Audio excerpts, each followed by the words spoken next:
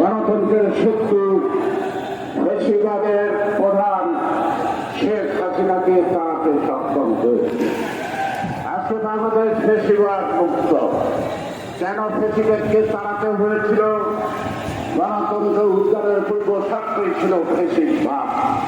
তাই আজকে ফ্যাসিবাদ গেলেও গণতন্ত্র কিন্তু এখনো আলোর মুখে দেখেনি। সাম্প্রতিক কালের বিবেচনায় বলতে হয় গণতন্ত্র চোরা বালুতে আটকা পড়েছে। এই চোরা বালু থেকে গণতন্ত্র উদ্ধার করা এই কাজটিও সম্পন্ন হবে।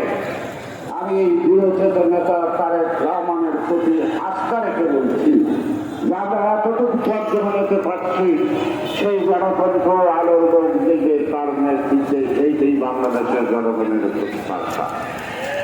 আজকে পত্রপত্রিকা সোশ্যাল মিডিয়া তারা যে হারে লেখালেখি শুরু করছে মনে হয় বিএনপি করোনা সব লেখা বিএনপির বিরুদ্ধে না তাদের বিরুদ্ধে।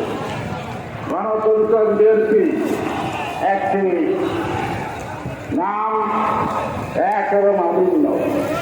বিএনপির বিরুদ্ধে ষড়যন্ত্র আর গণতন্ত্রের বিরুদ্ধে ষড়যন্ত্র আমি এক পাখিতেই মাপতে চাই, এক মাপেই মাপতে চাই।